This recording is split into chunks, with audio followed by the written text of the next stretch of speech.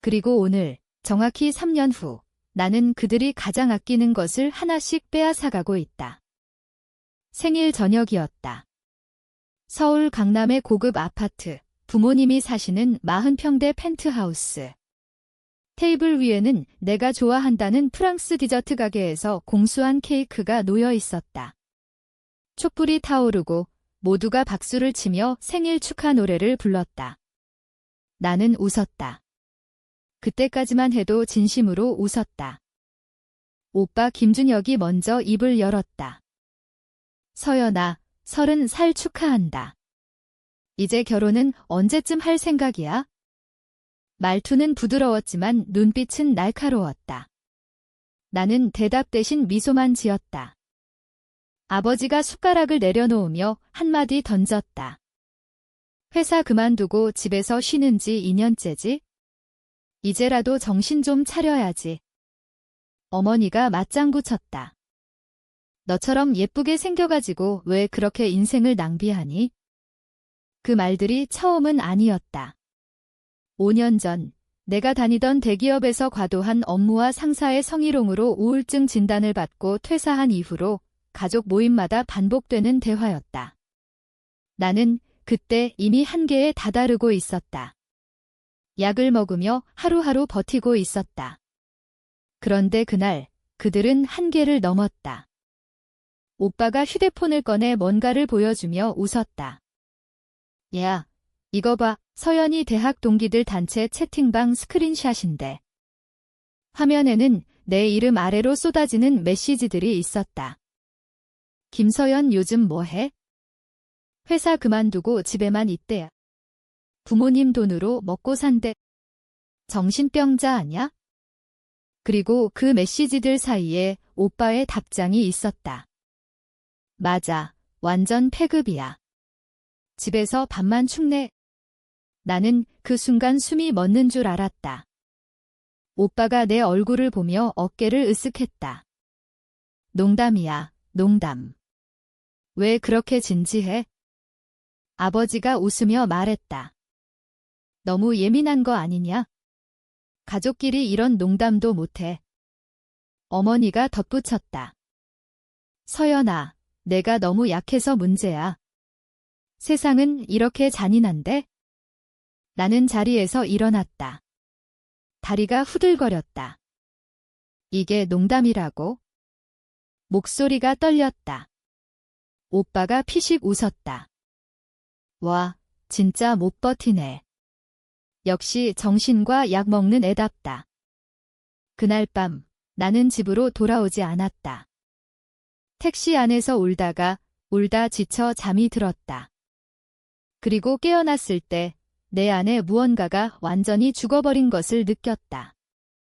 동시에 또 다른 무언가가 태어났다. 그 후로 3개월 동안 나는 아무 연락도 하지 않았다. 부모님은 한 번도 전화하지 않았다. 오빠는 카톡으로 너무 예민하게 굴지 마라는 메시지만 하나 보냈다. 나는 그 메시지를 캡처해서 폴더 하나에 저장했다. 증거라는 이름의 폴더였다. 나는 다시 일어나기 시작했다. 우선 정신과 치료를 제대로 받았다. 약을 조정하고 상담을 꾸준히 받았다. 그리고 낮에는 집, 밤에는 도서관과 카페에서 자격증 공부를 했다. 회계사, 세무사, 감정평가사, 내가 예전에 포기했던 모든 자격증을 다시 도전했다. 하루 14시간씩 책상에 앉아 있었다. 졸릴 때는 그날 생일 테이블의 장면을 떠올렸다. 그 조롱 섞인 웃음소리가 나를 움직이게 했다. 1년 만에 나는 세무사 1차를 합격했다. 2년째 되던 해에는 2차까지 한 번에 붙었다.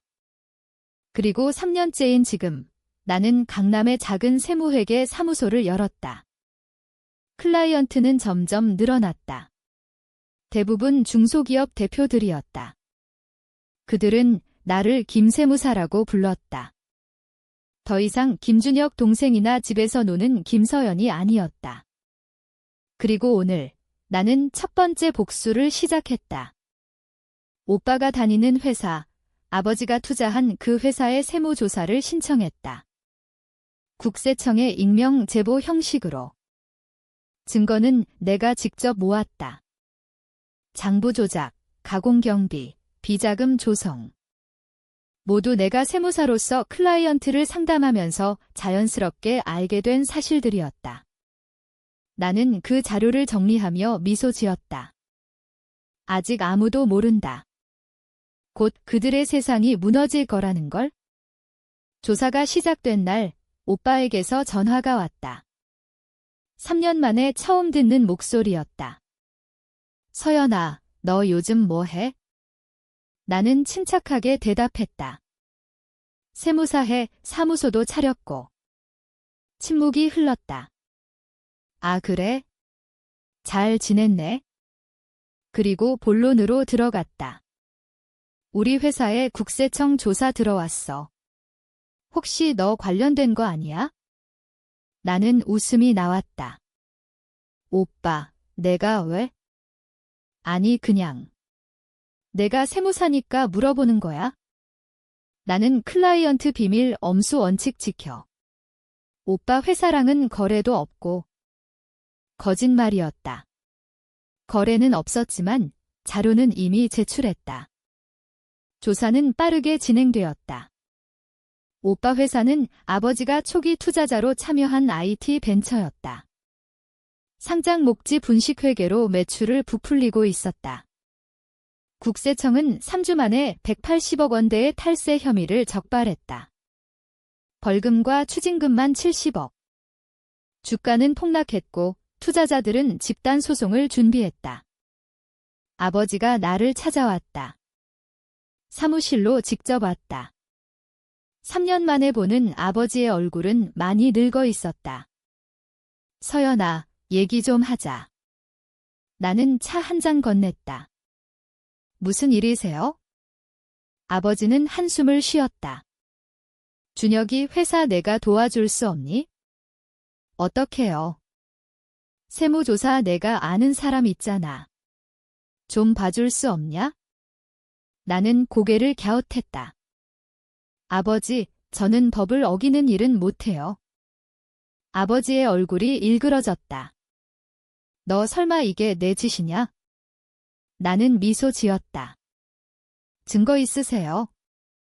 아버지는 말을 잇지 못했다. 그저 나를 노려보다가 돌아섰다. 그날 밤 어머니에게서 전화가 왔다. 울음 섞인 목소리였다. 서연아, 우리 가족이 이렇게 망가지는 거 보고 기쁘니? 나는 조용히 대답했다. 엄마, 3년 전 제 생일에 엄마가 하셨던 말 기억해요. 뭐. 너무 약해서 문제야라고 하셨죠. 세상이 잔인하다고. 침묵. 저 이제 강해졌어요. 엄마가 원하셨던 대로. 전화를 끊고 나서 나는 두 번째 단계를 준비했다. 이번에는 어머니의 자랑거리였다. 어머니는 강남에서 고급 부티크를 운영했다. 명품 대리점 하나와 자체 브랜드 매장. 그 매장의 세금 신고는 늘 완벽했다. 왜냐하면 내가 예전에 도와줬기 때문이다. 하지만 이제는 아니었다. 나는 어머니 매장의 거래처 중 하나와 접촉했다. 그 거래처는 가짜 송장을 발행해주던 곳이었다. 나는 그들에게 협조를 제안했다. 과거 송장 자료를 국세청에 제출하면 여러분 혐의는 경감해드릴게요. 그들은 흔쾌히 수락했다. 한 달 후 어머니의 부티크에도 조사 들어갔다. 탈세액 42억. 매장은 압류되었고 어머니는 개인 파산 신청을 해야 했다. 그때 오빠가 다시 연락했다. 이번엔 메시지였다. 너 진짜 미쳤어? 가족을 이렇게 망가뜨려? 나는 답장했다. 가족.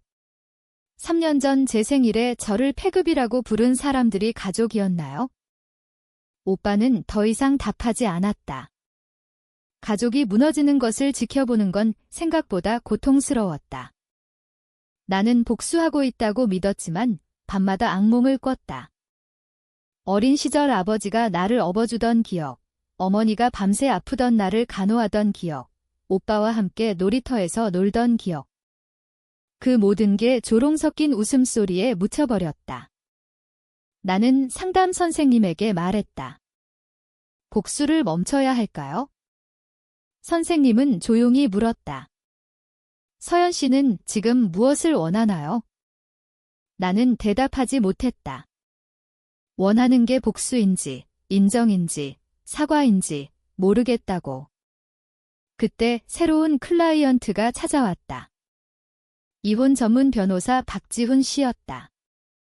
그는 나에게 세무자문을 구했다. 우리는 매주 만나 자료를 검토했다.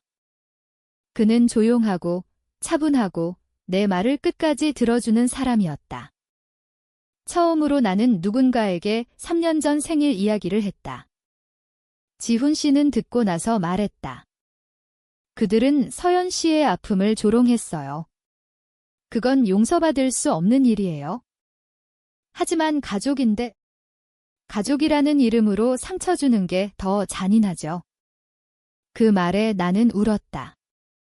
3년 만에 처음으로 누군가 앞에서 울었다. 지훈 씨와 나는 점점 가까워졌다. 그는 나에게 말했다. 복수는 끝나지 않아요. 계속 새로운 복수를 낳죠. 서연 씨가 정말 원하는 건 뭔가요? 나는 대답했다. 그들이 제가 얼마나 아팠는지 알아줬으면 해요. 그리고 나는 마지막 단계를 준비했다. 아버지의 남은 재산, 바로 그 펜트하우스였다.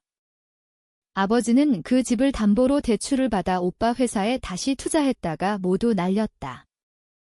이제 은행이 경매를 신청했다. 나는 그 경매에 참여했다. 낙찰받았다. 그리고 아버지에게 문자를 보냈다. 이제 그 집은 제 거예요. 짐은 정리해서 나오세요. 아버지가 사무실로 찾아왔다. 이번엔 무릎을 꿇었다. 서연아, 제발 우리 어디로 가냐? 나는 차갑게 말했다. 3년 전 저를 집에서 쫓아내듯이 이제 아버지도 나가세요. 아버지는 울었다. 나는 그 모습을 보며 아무 감정도 느끼지 못했다. 그날 밤 어머니와 오빠가 함께 찾아왔다. 셋이 나를 둘러쌌다. 어머니가 빌었다. 서연아, 우리 잘못했어. 용서해줘. 오빠가 고개를 숙였다. 미안해, 그때 내가 잘못했어. 나는 그들을 바라봤다. 진심인가요? 셋이 동시에 고개를 끄덕였다. 나는 한숨을 쉬었다. 그럼 하나만 해주세요. 뭐든 할게. 3년 전 제 생일 테이블에서 하셨던 말들, 똑같이 제 앞에서 다시 말해주세요. 침묵이 흘렀다. 아무도 입을 열지 못했다. 나는 미소 지었다. 역시 진심이 아니었네요. 나는 그들을 내보냈다. 문이 닫히는 소리가 울렸다. 그 후로 가족은 완전히 뿔뿔이 흩어졌다. 아버지는 지방 내려가 작은 원룸에서 혼자 사셨다. 어머니는 친정에 얹혀 살았다. 오빠는 회사에서 해고되고 빚만 남았다. 나는 그 집 펜트하우스에서 혼자 살았다. 가구는 모두 새로 샀다. 그들이 앉았던 테이블도 내가 울었던 소파도 모두 버렸다. 새로운 가구로 채우고 창문을 활짝 열었다. 햇살이 들어오는 집이었다. 지훈 씨와 나는 연인이 되었다. 그는 나에게 청혼했다. 서연아, 나랑 결혼할래? 나는 대답했다. 네. 그런데 결혼식을 앞두고 오빠에게서 연락이 왔다. 동생 결혼식에 갈 수 있을까? 나는 고민 끝에 허락했다. 결혼식 날 가족이 모두 왔다. 아버지, 어머니, 오빠. 그들은 조용히 뒷자리에 앉아 있었다.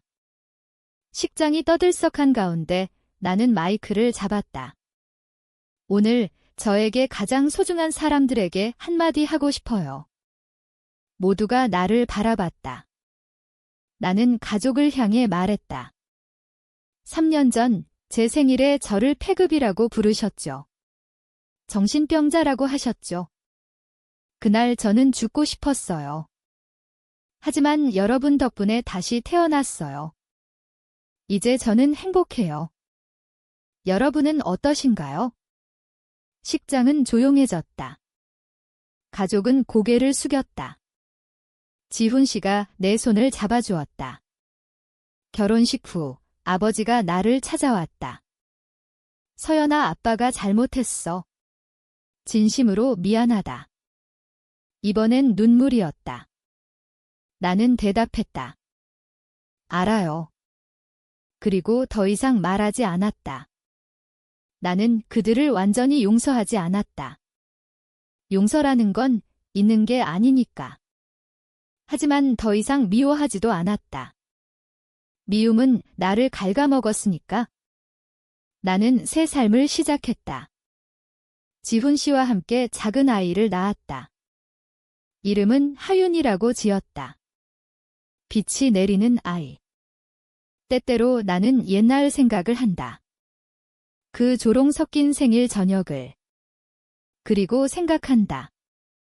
고통은 사람을 무너뜨리기도 하지만 어떤 사람은 그 고통 속에서 다시 태어나기도 한다. 나는 다시 태어났다. 그리고 이제는 진짜로 웃는다. 하윤이가 5살이 되던 해 우연히 오빠를 만났다. 강남역 근처 카페에서. 오빠는 많이 여의어 있었다. 나를 보고 멈칫하더니 고개를 숙였다. 서연아. 나는 미소 지었다.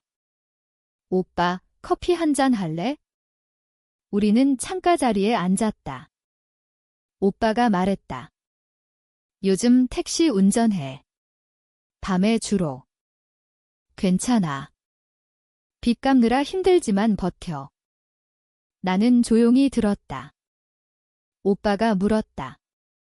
너 나 완전히 미워해? 나는 대답했다. 미워했어. 아주 많이. 지금은 그냥 불쌍해. 오빠의 눈에 눈물이 고였다. 오빠가 말했다.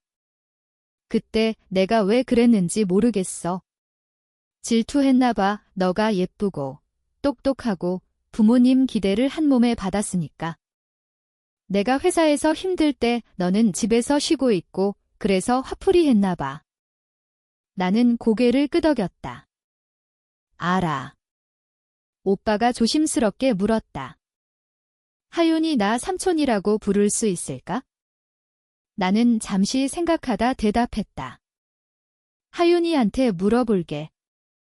그날 이후 오빠는 가끔 하윤이를 만나러 왔다. 공원에서 아이스크림 사주고 그네 태워주고. 하윤이는 택시 삼촌지라고 불렀다. 나는 그 모습을 멀리서 지켜봤다. 어머니도 가끔 연락했다. 서연아, 엄마 하윤이 보고 싶어. 나는 허락했다. 어머니는 하윤이에게 옷을 사다 주고 손주라고 부르며 울었다. 아버지는 여전히 지방에 계셨다. 한 번은 하윤이 생일에 손편지를 보내셨다. 서연아, 아빠는 내가 자랑스러워. 늦었지만 진심이야. 나는 그 편지를 읽고 울었다. 지훈 씨가 안아주었다. 이제 괜찮아. 응, 이제 정말 괜찮아. 복수는 끝났다. 아니, 어쩌면 복수는 처음부터 내가 아니었다. 그들은 스스로를 벌받은 것이다. 자신들의 말과 행동으로. 나는 이제 세무사무소를 더 키웠다. 직원도 10명이 넘었다. 그리고 강연도 다녔다. 우울증을 이겨내고 다시 일어선 이야기라는 주제로. 강연이 끝나면 늘 누군가 다가와 말했다. 김세무사님 덕분에 용기 얻었어요. 나는 그 말에 미소 지었다. 어느 가을 저녁, 나는 가족을 초대했다. 그 펜트하우스에서 아버지, 어머니, 오빠, 그리고 지훈 씨와 하윤이. 테이블 위에는 케이크가 놓여 있었다. 하윤이의 6번째 생일 케이크였다. 우리는 촛불을 켰다. 모두가 노래를 불렀다. 하윤이가 소원을 빌고 불을 껐다. 나는 가족을 바라봤다. 아버지는 하윤이를 무릎에 앉히고 웃고 있었다. 어머니는 눈물을 글썽이며 손주를 안고 있었다. 오빠는 어색하게나마 미소 짓고 있었다.